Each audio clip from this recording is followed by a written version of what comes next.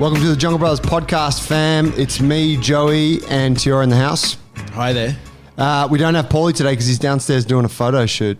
Yes. Well, maybe he's just assisting, or maybe he's going to get on camera. Who knows? Well, yeah, it is a photo. It's a photo shoot for Apex Day One. Apex Day One.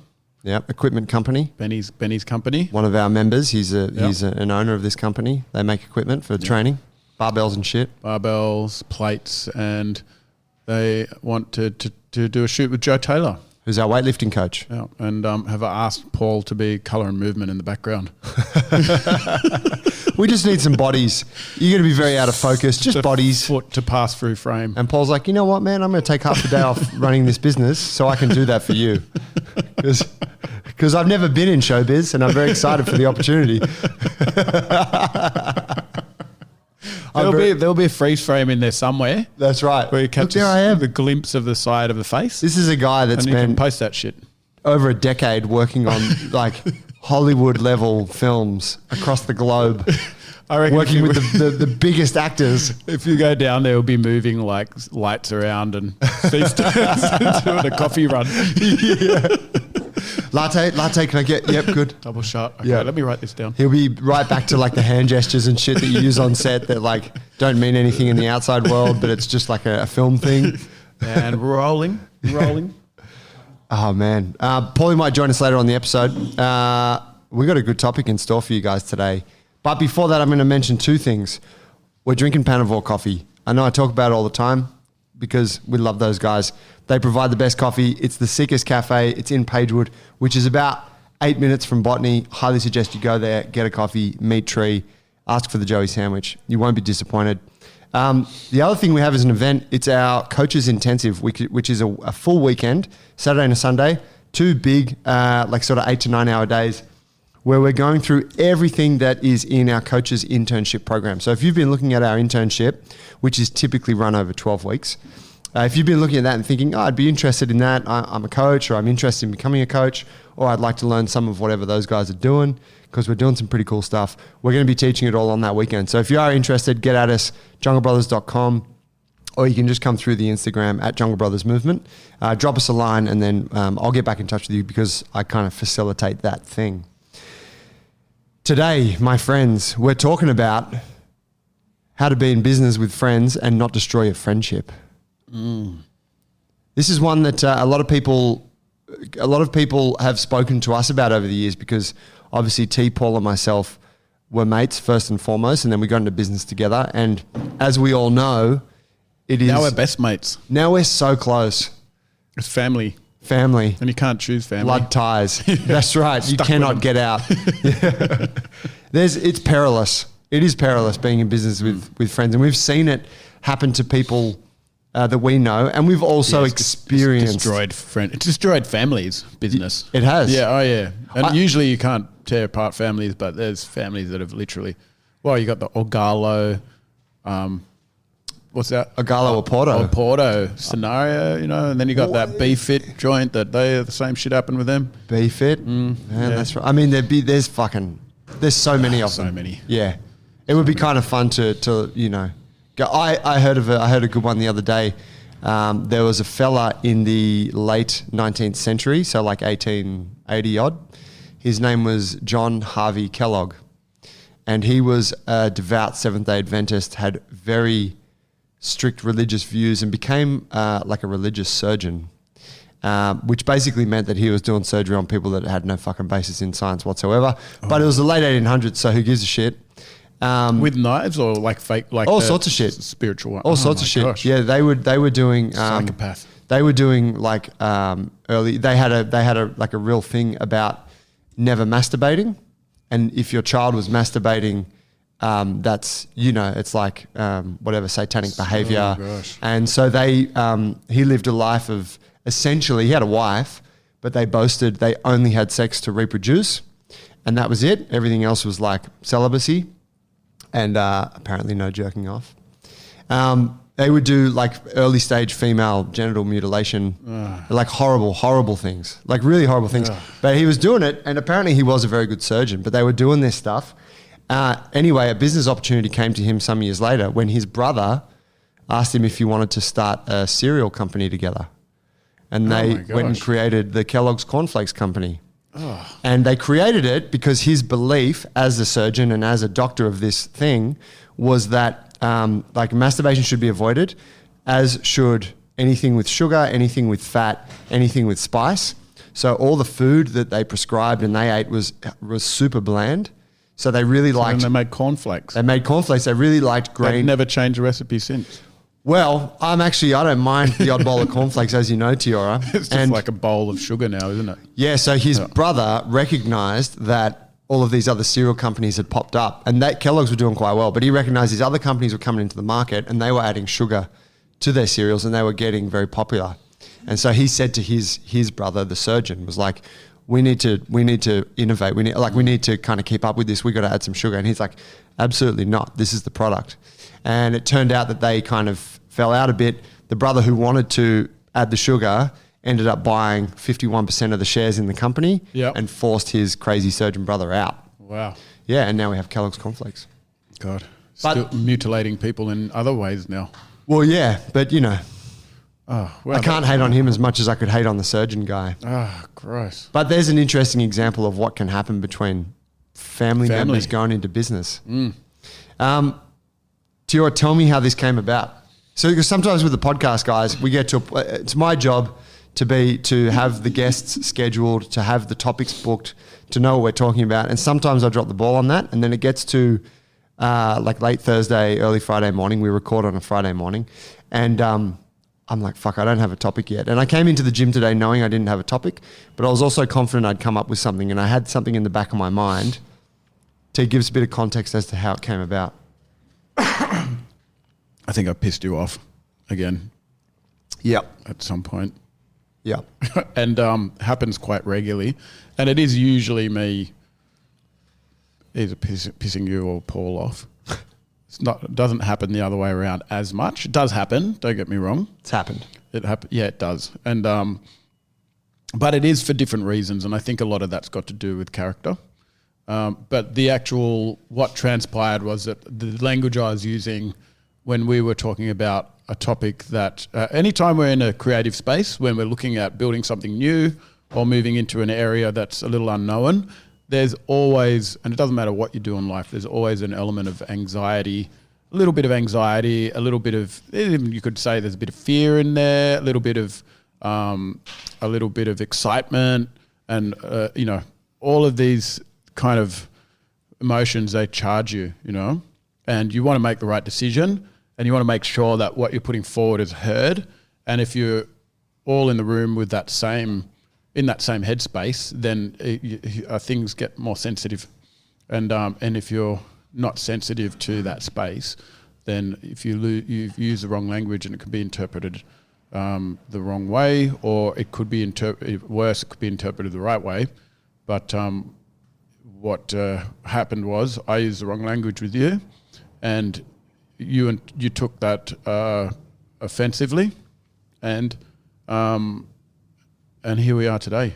Here we are. We're over it. We've moved on. We're having a coffee together. Yep, we've had a laugh. We've broken bread. I've pissed you off again this morning for being late. That's right. And we can laugh about it, and I can share that story with the world. And you did. Yeah. Well, because I see a way to turn my awful experience into something that can help other people.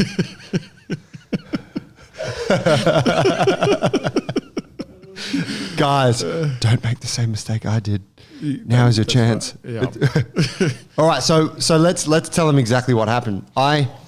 T and I, we're working on a thing right now, right? Jungle Brothers has this Next Horizon, which we're going to be doing an episode on this. So we're not going to go into that right now, but we're working on a new project. It's a big project.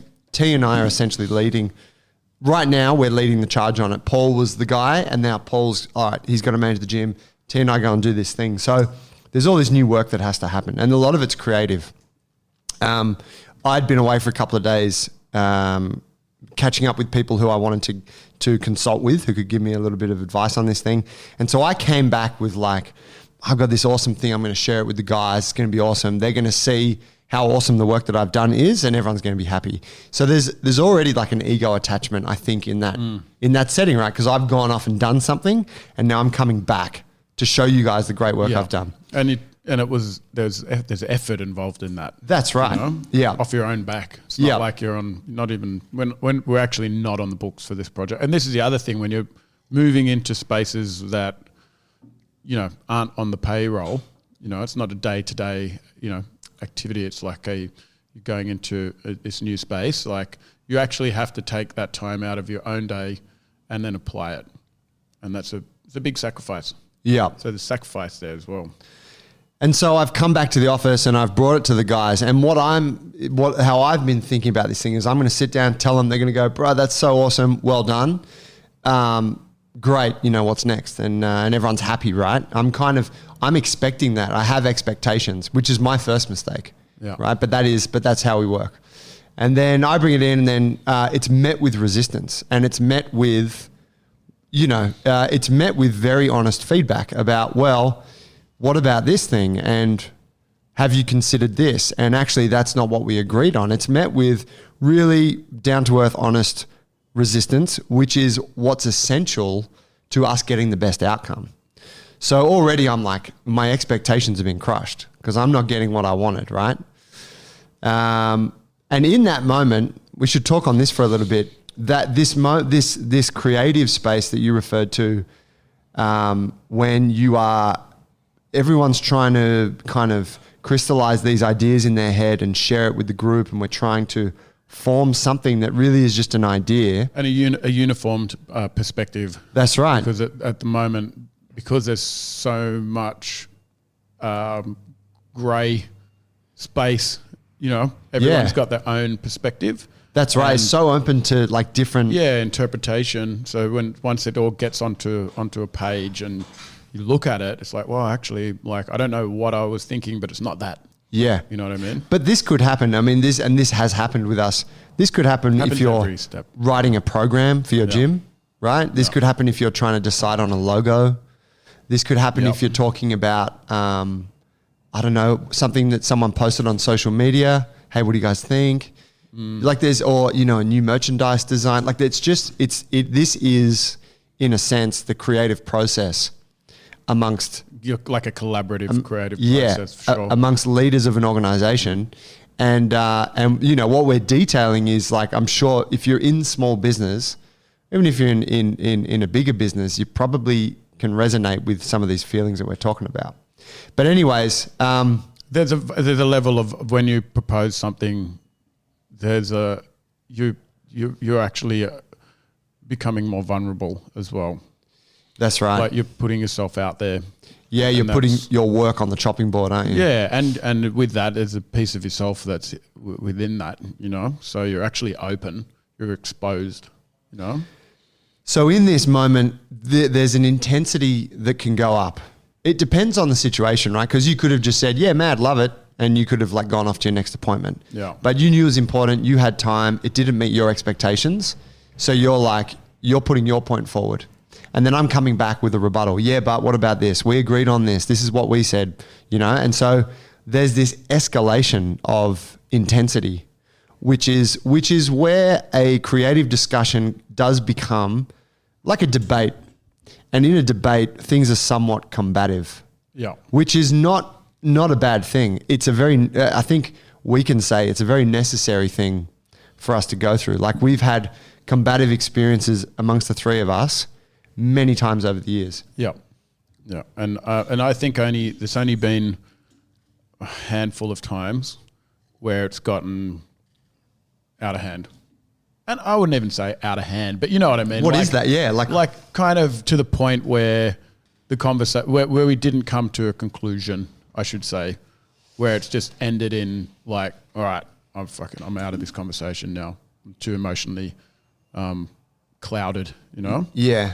And probably, twice or three times I could think of where it's just been like, okay, I got to leave the room, Yeah. Which is actually pretty good. But it's never been like a shouting match or throwing shit across the room. No, and it's never turned into like hurling personal insults. No. It gets close. It gets very close. It's very close. Yeah. As soon as you do that, it's kind of like, it's over, I mean, and that's I think this is what, I'm very fortunate. This doesn't happen in my relationship with Misa. but you see it happen in other people's relationships where that turns into you're attacking the individual. Yeah. And at that point, you've gone completely off the rails. Oh, yeah. I think we've been regret that's going to keep you after that. Yeah. I've been there. Unless you're right. Yeah. Unless you're right. And remember, guys, someone's always right.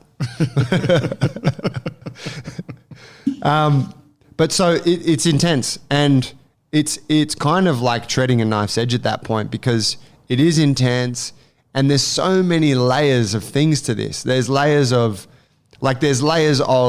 is what T's saying right now, do I objectively agree with him? Then there's my expectations were this, and I'm not getting what I wanted right now. And then they're not recognizing me for all the hard work I've done. Yeah. Like, there's so many layers, right? And then there might be, like, great example, T turned up late to this meeting. You didn't on this day. Yeah. But let's say you did. So already coming into that meeting, I'm like, fucking T's always late. So all of these things shape, or maybe I turn up late. It has happened. Maybe these things start like to add these layers of complexity to something that really is quite a simple process. It's me saying, what do you think about this work I did? Yeah, it looks okay, but I think it needs these changes. And then I take that on board and make the changes. It's like something so simple becomes this big problem. Yeah, it can turn into a bit of a monster. Bit of a monster. Yeah, and I think one of the most important things to be able to do is to peel back those layers and detach yourself from the conversation and ask yourself, okay, what is best for the project?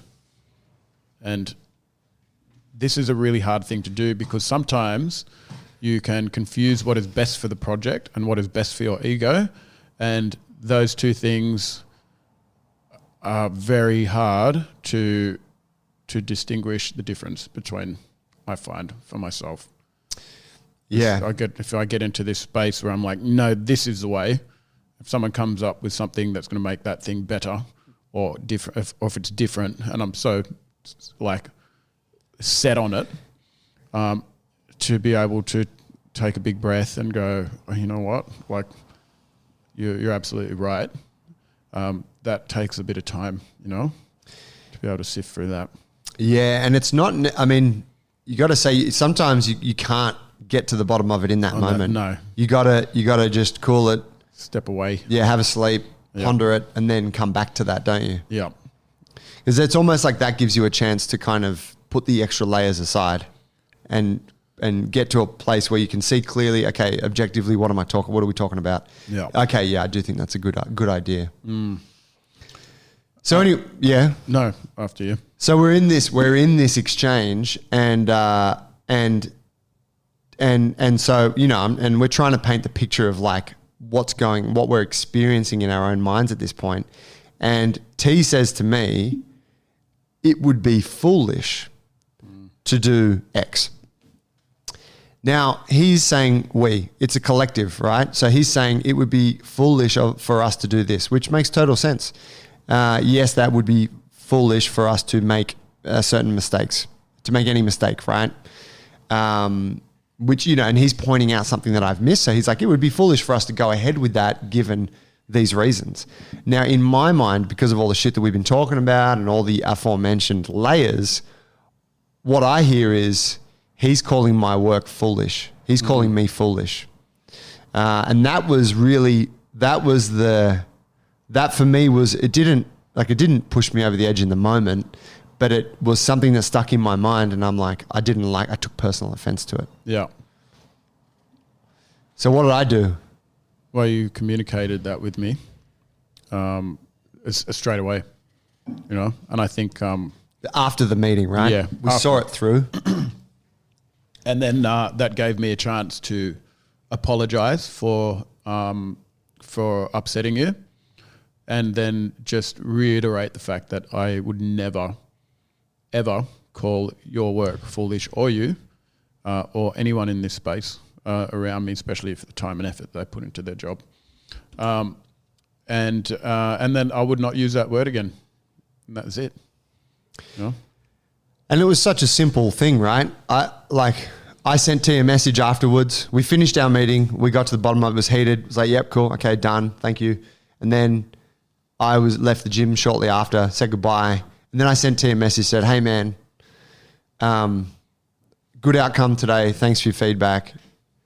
That word that you foolish, it offended me. And I understand why you said it, but it's just inflammatory and I didn't like it in that moment. And I just wanted to let you know. And T came back with all of the things he just said. Man, I'm sorry. I didn't mean it to come across as, it was not my intention. So like a very clear communication. It was like, cool. Like it's all good. It's done.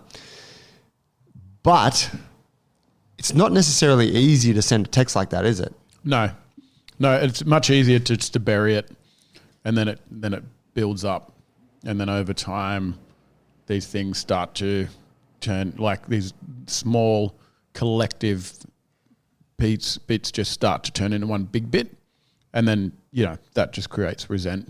And then you just fucking start to hate someone. Dickhead. Yeah, and that's happened. That's happened with us even. There was a point there where Paul, and we've talked about this on the podcast earlier, where Paul kind of bailed you up for quite a while with a real hammering, but there wasn't one thing. It was like, oh, when's he going to get to the thing that's pissed him off? Yeah, and that never came. And it was like, holy shit! Like that was like a massive ear bashing over just lots of little things. Like, where's the big thing? Yeah. And you're kind of looking for it and you think, well, actually, now looking back at it, that it was just all the little things building up over time, Yeah. And the fact that he got it out was fantastic for him, fantastic for you. But it's much easier to deal with those things on the spot. And that's just about good communication, And I think we're all getting better at it. Paul's getting better at it. I think out of the three of us, he's probably the one that holds things more. Like he's less likely to communicate those things, like to let you know that you've pissed him off. Yeah. But he's getting better at it now too. But communication is so important, and not just to be able to communicate it, but to know that your business partner or the person that you're talking to has a level of empathy where they can say, okay, I'm going to put myself in Joe's shoes. All right, he's feeling a certain way. So I got to recognize that, acknowledge it, and then have the decency to apologize, which is also something that a lot of people find very difficult to do. Yeah. Apologize, give somebody credit, like all these things that should really be very simple are actually tough things for humans to do. And I watch it with my kids. It's like you've just done wrong to your brother or your sister. Now you need to acknowledge that mistake and apologize to them. And it's like, it's so difficult for them to like turn around and admit that they've done something wrong to them, that they've hurt them, and to get that sorry out of them. And I think that just follows us through life, It's what really is that? Weird. I don't know, but it would be nice to have a chat with someone who's an expert in that field to understand where the hell that comes from and why something so simple, saying such a simple word, could be like with sincerity, could be so difficult for a human, like admitting to a mistake, I guess, at such a young age, to have that like inherent in your already pre-programmed, Yeah. It's very. It must deep. be an ego thing, right? And then there's obviously so many benefits to ego. Yeah. Like it often gets talked about like it's a bad thing. It's obviously a very good thing. In many ways, but and a necessity for humans at some point. Yeah. But yeah, I totally know what you mean. It's so hard for us, and I think in like adult relationships, it seems really hard for people to do it. Like when you see those long-term married or whatever, it just, that empathy goes out the window. Yep. But like anything, it's a practice, and I think you can get better at it over time. And I do believe that my relationship with you and Paul has helped my relationship at home with my wife a lot. Oh, wow. Yeah, just learning how to communicate better. I've learned a lot from you guys. Yeah. How you guys communicate with each other, and then also with me. and I've taken a lot of that home with me, which is good. Yeah. I've still got a lot of work in that area personally. My wife puts up with a lot from me, and it's not intentional. It's just, I guess it's my personality and who am I. And you got to put up with me at work. So Yeah, I mean, everyone has their nuances, don't they? yeah, And I think a lot of what we've found through all of this is that it all like all of this shit, all of this dynamic of you, who you are, it so much of it goes back to your experience growing up. yeah, And it's like most people have had a pretty different experience. So there's going to be things, and those things come out in those moments. yeah, yeah. That happened actually recently with me and Paul. It did. Yeah, That was huge. huge. That was a big one. Yeah. That was pre-podcast episode. It was. But I It was secretly only- recorded a snippet of it. That was two weeks ago, and that was that week for me. 2 weeks ago, It's like a month ago. a month ago, fuck already. Yeah. Was like that was when everything in my life at that point of time was just kind of coming into one big like ball of energy kind of thing. Yeah. Like just everything was moving through this transitional phase. Yeah, it was everything was unstable at that moment, right? My home, moving, job, everything, and then my relationship with my business partners, even with people that work here. Like I had a really big long chat with Aaron that week as well, and I think I got to this point where I laid down in bed, and I was just thinking to myself, is my perception of what has been happening around me for the last 2 years been completely different to what is in actual fact has been. Oh, wow. Yeah, I was living in this fucking bubble of everything's great. Yeah. But then really things are just kind of on the simmer until they all kind of boiled over on the 1 week. And I was like, holy shit. It was like a reality slap. And everything you're doing is hinging on the former. Yeah. It's hinging on everything having, Yes. like being in line with your perception of Yeah. how good it's going. That's right. Yeah. And I had this huge like confidence dump, and I had to question my ability, like as a human, as a dad, as a business owner, as a friend, as a boss, all of those things. And I'm just thinking, as a husband, most importantly, because that was the most amount of pressure was carried by my wife over that, because we were looking for locations, and we got the new bub and everything like that. So I'm just kind of dragging her around everywhere and not getting a lot of sleep and all of that.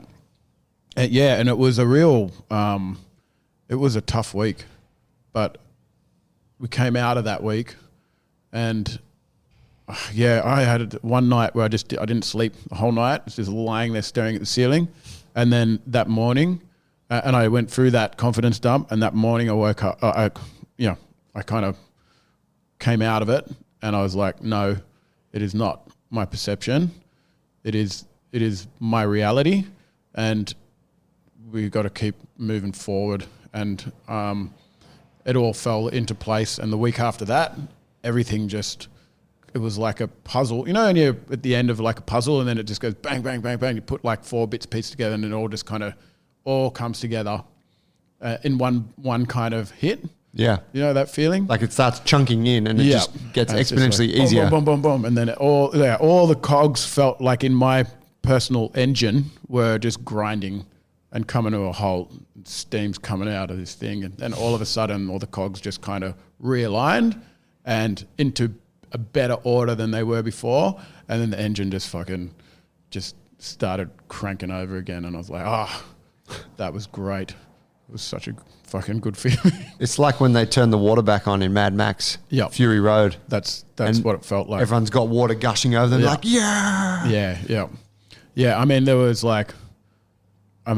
just going over some of the problems. The business was leaking 10 grand a month. We're a week out from going fucking bankrupt. Yep. And we had, my house was potentially not getting sold because the people that bought it fell through.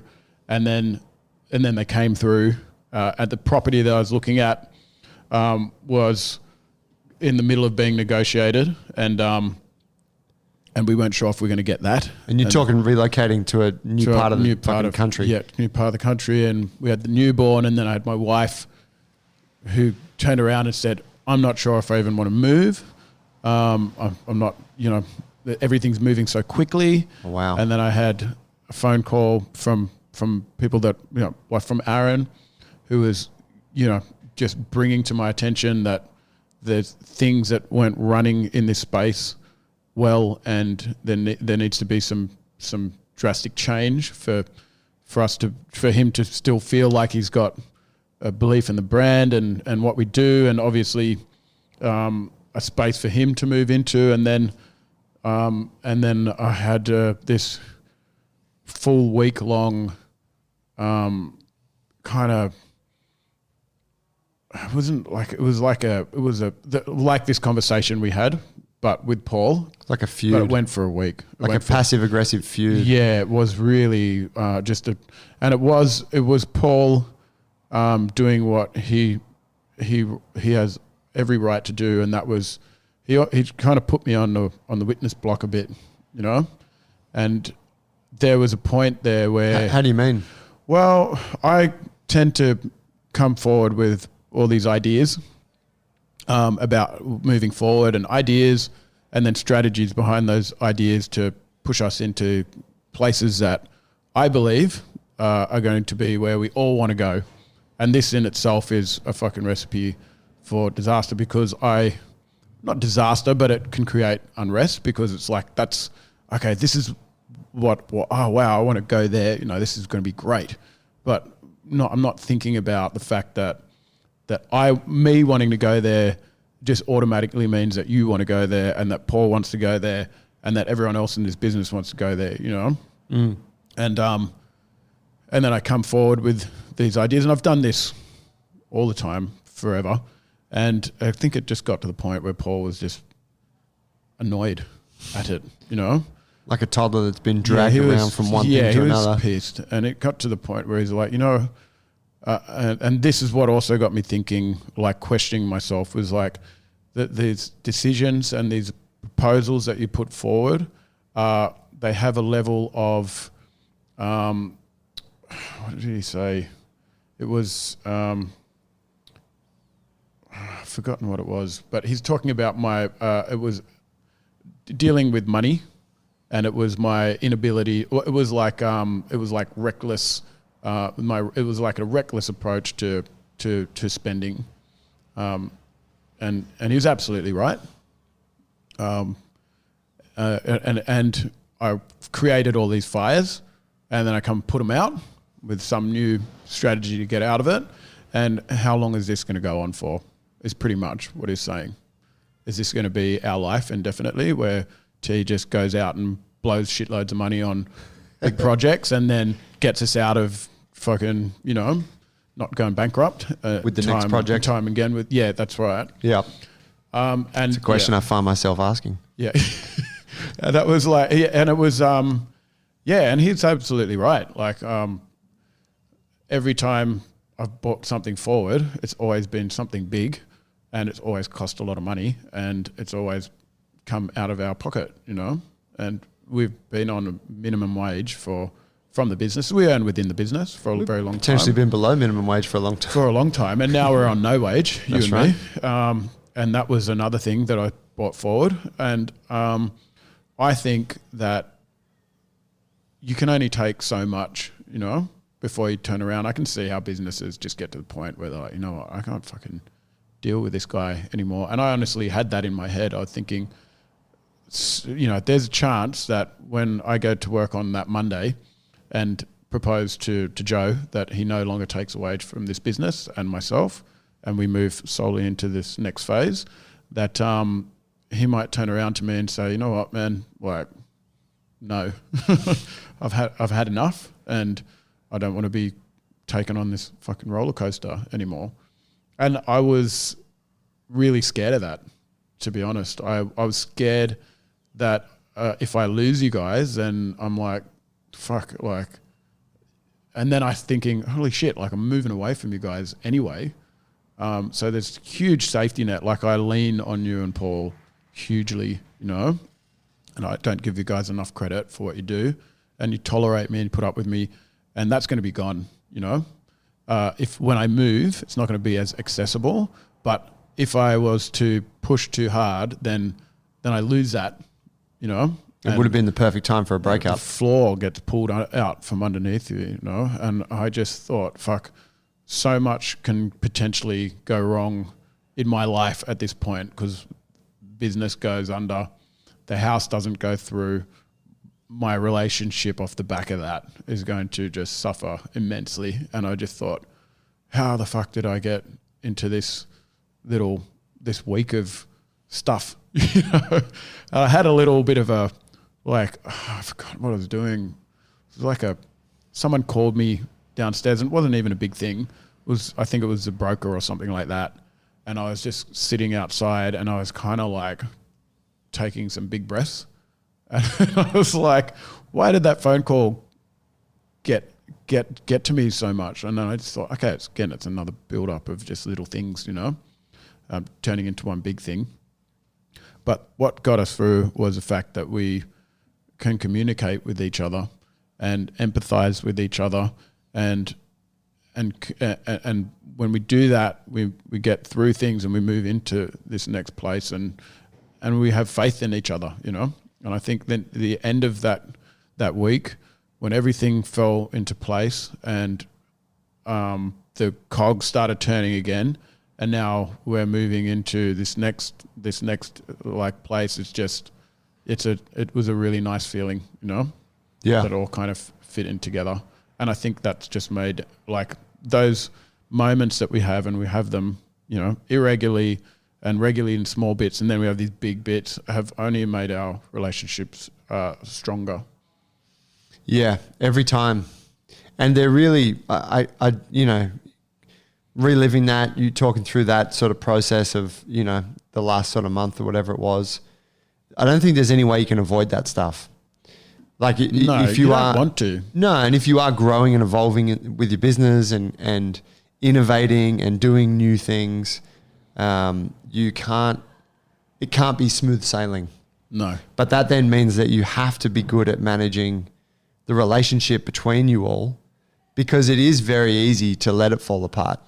Like, you know, maybe you know, and we spoke about this, that for you proposing that I drop my wage, like for me, I was like, man, that's a great proposal. Like, and there's more to it than just saying goodbye to the money that Jungle Bros pay me each week. But it was like part of this greater strategy. I'm like, it's a fucking great strategy. I'm like, yeah, I'm down with it. But, you know, had I been in different circumstances, had I been stressed, had home life been not as stable as it is for me, I might have been like, fuck you, man. You know, what are you talking about? And then, and like, it's really easy in that time for things to degrade. So, you know, I think there's like, what is that? Is that good luck, or is that faith and empathy?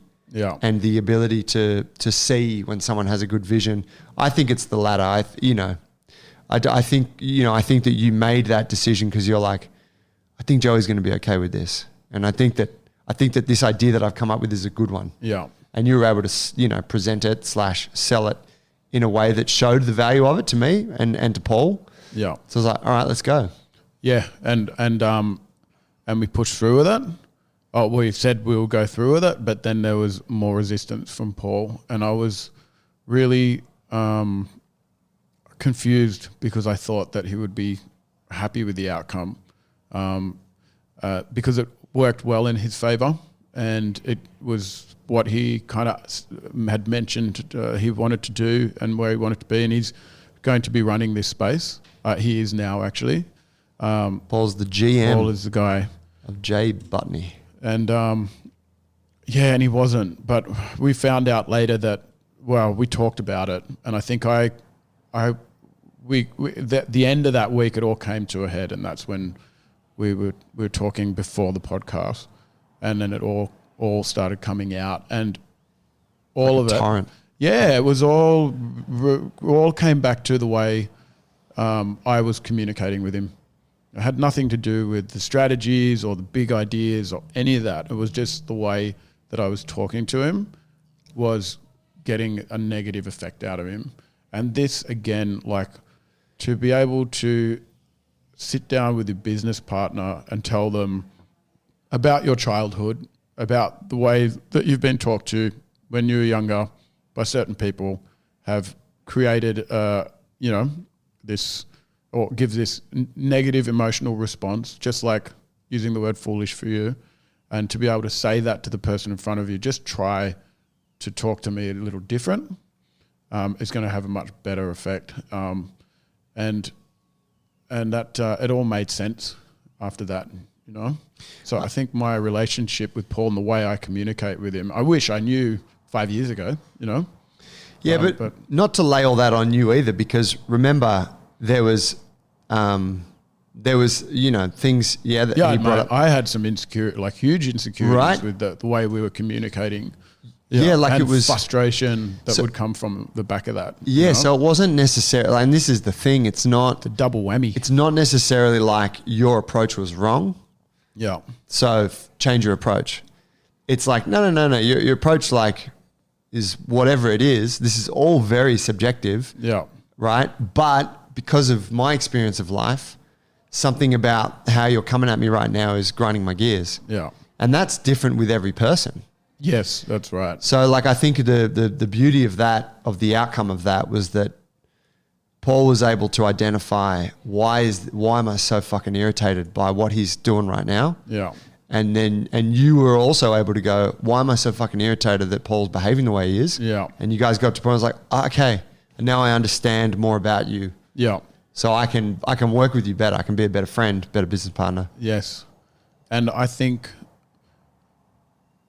to have that relationship in a business is a huge advantage. Because if you're in business with people, and this is what I don't understand the corporate world. Well, I've never been in it. I have no intention of being in that kind of environment. I think from what I see from the outside looking in, it always feels a bit toxic. But you almost have to have your strong suit on every day, you know? You can't express yourself in a certain environment and show vulnerability and talk about the things that are upsetting you. Then what do? You just fucking swallow it day in and day out. Smash heaps of fucking booze Friday, Saturday night. Someone could be treating you like dog shit, not even knowing they're upsetting you, and you never have the chance to let them know, you know? And they're higher up on the ladder than you. Yeah. You don't have a means to... They probably to don't address even that. respect it anyway. Yeah. It makes no fucking difference to their salary, you know? But what that stops you from doing is working intimately and collaboratively and you know, being way more productive, you know, with good communication and acknowledging emotional response. Emotion is like when people say you don't mix big business with pleasure or you shouldn't be emotional, but emotions drive humans. If you try to bury them and just go to work every day, it's impossible, you know?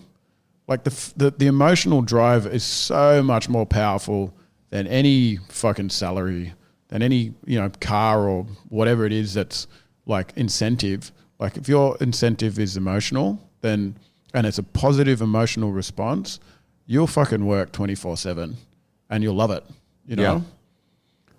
If you've got this negative emotional driver, man, your productivity is going to be shit house, you know?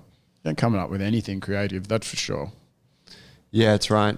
I kind of share your thoughts there. And if you're fucking hating the people you're working around, man, first of all, it's just a shit existence, you know? But how the hell do you come up with something spectacular with someone that you don't like, you know? In thinking about this episode, I did a little Google search on, I was trying to come up with a name for it. And so I was Googling, like, trying to find the right title. And I came across a couple of interesting blog posts. One was on lifehack.org, 15 reasons why you should not start businesses with friends.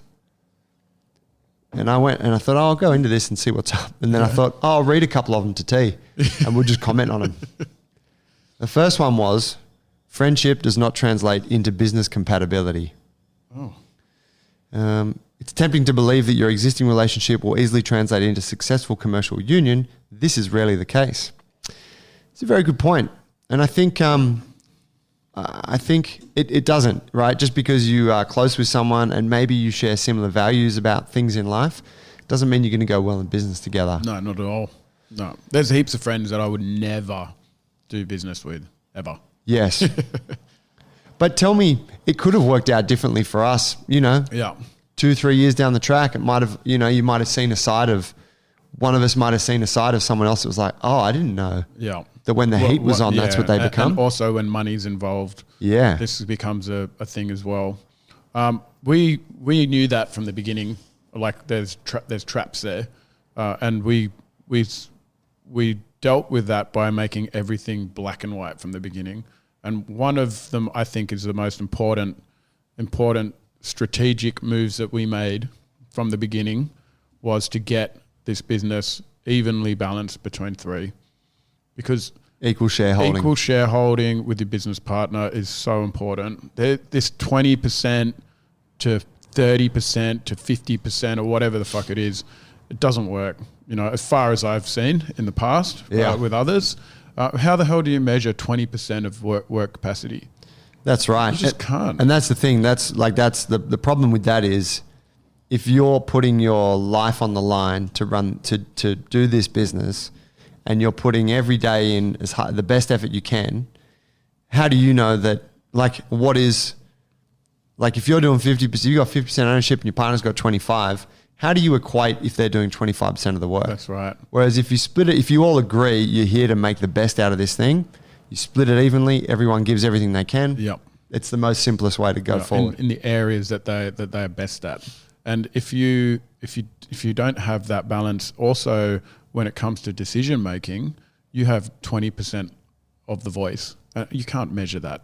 Or, well, you can. It just means the person with the highest share is calling the shots. Yeah. And is that the right thing? Well, no, because 3 brains are better than 1.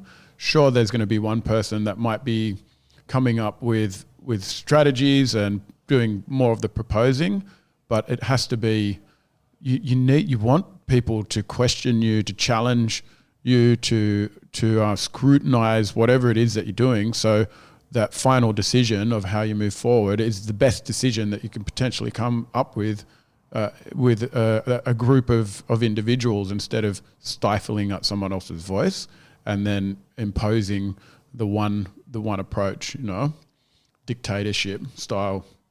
So yeah, we split the business evenly, and then we got a fucking huge, what do you call that, big contract that we wrote out.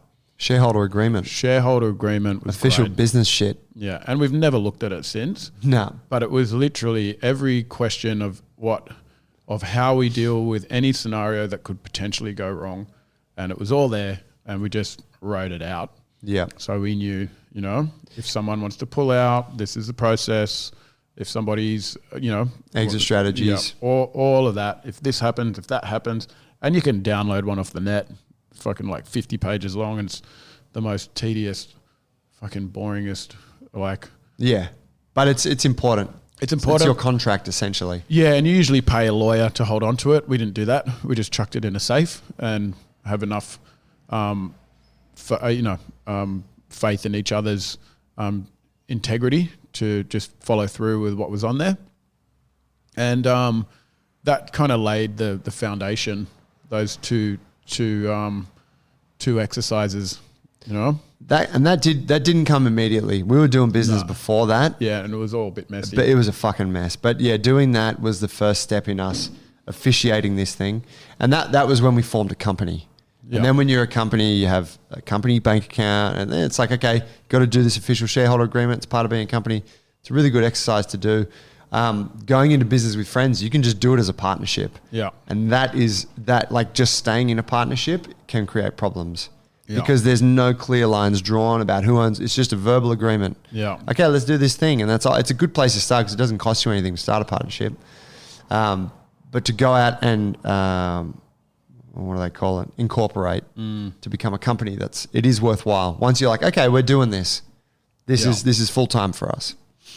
Yeah. Then you need to make sure that everyone is like completely clear, and you probably do this before you actually do anything, of what it is you're actually setting out to do. You know, what is the final, and it's not just like, oh, we're opening a gym together. It's like, what is the final destination? This is point number 4. Your business goals may differ from those of your partner. Yes. Yeah. And a lot of people, and this sounds fucking crazy, a lot of people find this out like a year into doing business, where they're like, well, actually, that wasn't what I had in mind. Well, Yeah. fuck, we had that conversation only recently, you know? Yeah. Which was a revisit. A revisit. Yeah. We're like, well, where do we want this thing to go? Yeah, and you can change your mind. You Yeah, know? things You're evolve, 3 years right? in, and you're like, you know what? Fuck, I don't really want to chase that goal anymore, you know? I think back then it was like, I want to have a gym with 100 members. Yes. And then you get And there. that was the dream. Yeah. Then you was get the there pipe- and you're that was like, a pipe dream. what is it now? Like it evolves, right? 200, it's just, you have to revisit that stuff. Yeah. And align your expectations and your goal. Yeah, continuously. And if you feel like you're drifting from that space, you got to communicate it like as soon as possible. And again, it comes back to good communication, doesn't it? What about this one? Which one do I like here? Emotions can often override good business sense. Yeah. Yeah. Or could drive them, you know? Could be both. Yeah, could go both ways. Yeah. I think, like I was saying before, you can, it's a tool, you know? Emotional drivers are tools. I mean, you think about all these athletes that get gold and how they're sitting there visualizing that medal going over their head. You know, we hear about it all the time, this visualizing the race over and over and over again, visualizing winning. Okay, well, what's driving that? Because if there's no emotion involved, you're not going to give a fuck about putting a medal, or like a band over your neck with a bit of metal on it. You're going to train every day of your life, fucking 8 hours a day, sacrifice all your partying, sacrifice your relationships, just for that, to someone to put a string around your neck with a bit of metal on it. You can do that at home, you know? That's a good point. Well, what is the driver behind that? Well, it's all emotional. All of it, you know? But it has to be respected, doesn't it? And I think this is kind of harks back to our initial part of the discussion, which was the emotional thing if you can harness it, it can be used to your advantage. Yeah. But if you don't respect it and you don't understand, like you don't have empathy, or you don't try to cultivate empathy, Yeah. take that time to consider what's someone else going through right now. How am I coming across? Yeah. Could this be done differently? Like all those little things. Then the emotional, it can blow out of proportion. Yeah. And empathy, like a lot of people, when they hear that word, they think it's like a soft kind of trait that's, you'd use in humanitarian, which you do, yeah, but it's also an extremely powerful tool for anybody who wants to get ahead in life. Because if you're sitting down wanting to sell somebody a car, then to be able to know what kind of car that person wants, then great. That's an advantage for you. All you've done is put yourself in their shoes.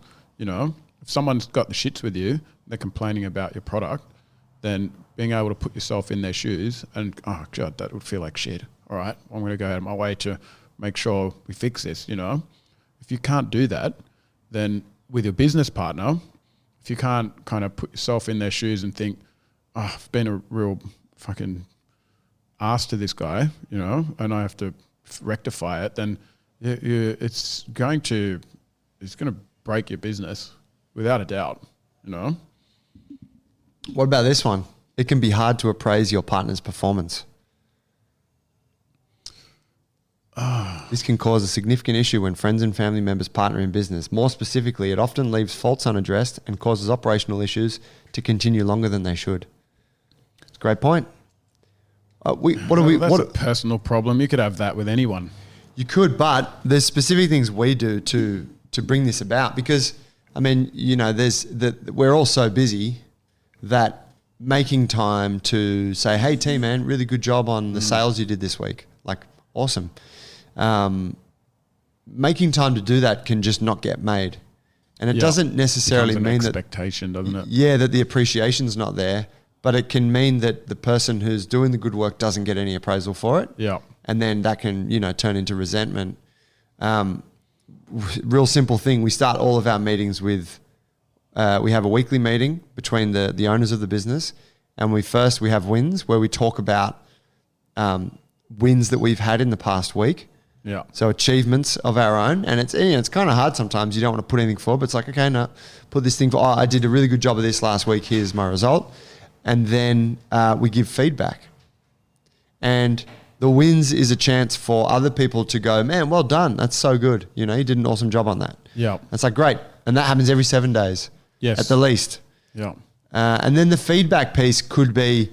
It's almost like you're giving yourself an opportunity to remind the people in front of you that you've done something good for, not just for the business, but also for yourself, which is the same, really. Because I think we're conditioned to not boast about those things. Yeah.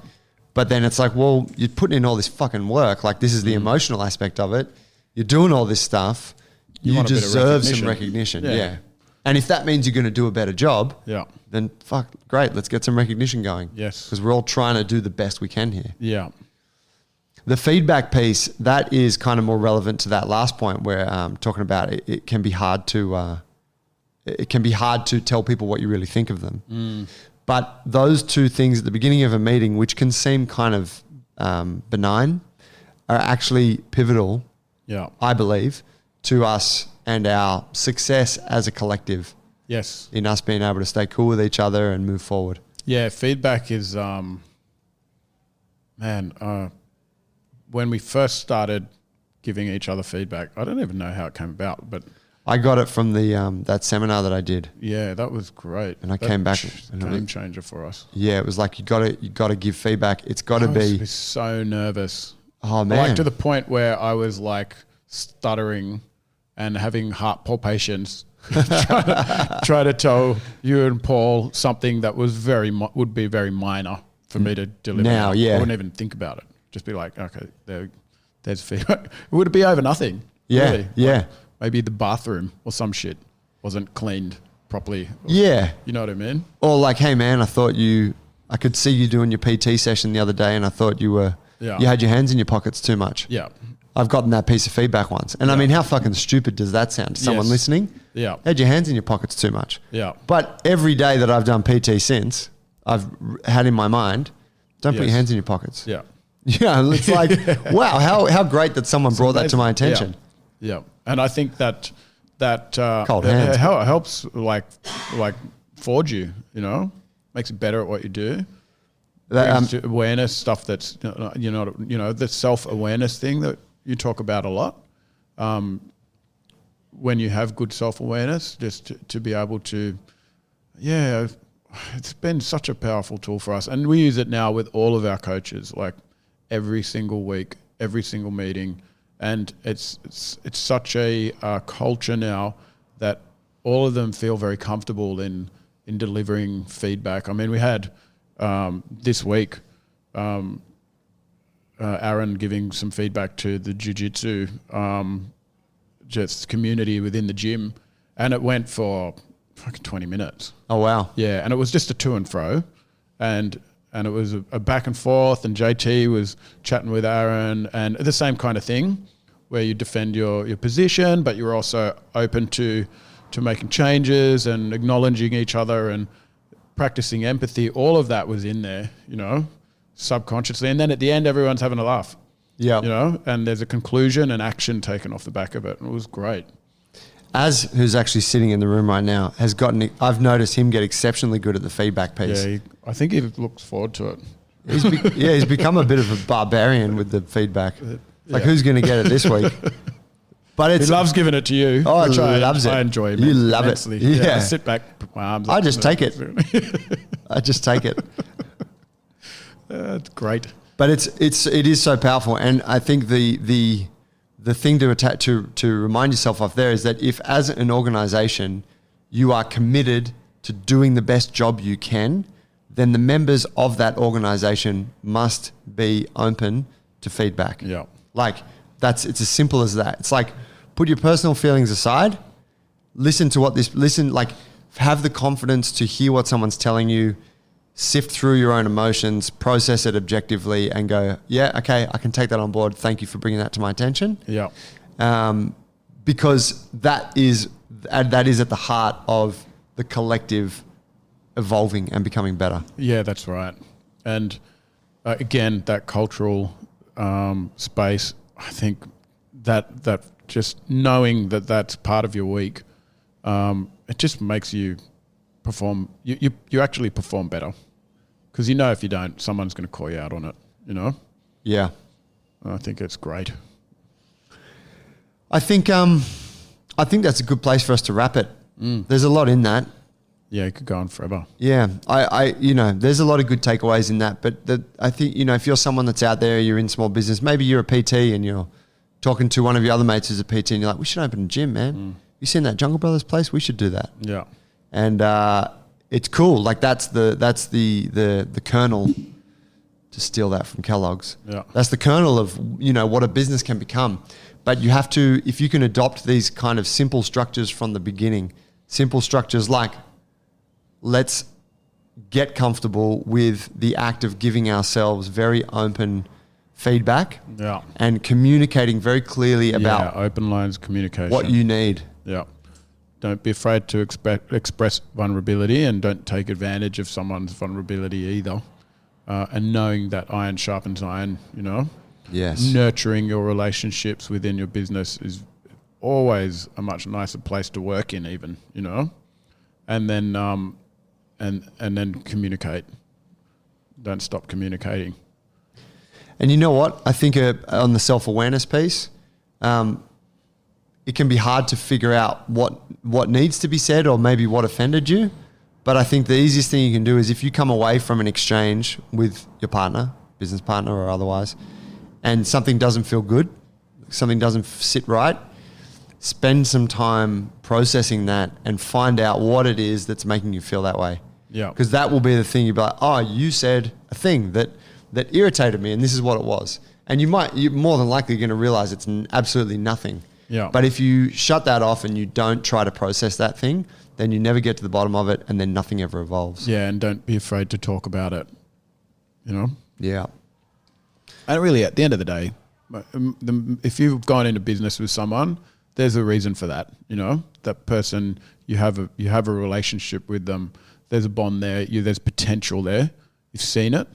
Now you just have to make sure that you know what you're getting yourself into. That you have the parameters put in place. You're nurturing each other, helping each other, and that way your potential for success is much higher. And don't be afraid of being emotionally driven. It's a very powerful tool, Guys, thanks for listening today. T-Bone, thanks for the chat. Thanks, Joe. That was great. Yeah. If you enjoyed that episode, please help to support the show. Take a screenshot of it, post it on your Instagram, tag Jungle Brothers Movement, but share it with someone who you think might benefit from it. I'm sure you got someone who's in small business. This stuff helps. We'll be out next week, and we appreciate you guys listening to the show. If you need anything from us, you can get us junglebrothers.com or on the Instagram at Jungle Brothers Movement. Thank you. Catch you next week. Thank you.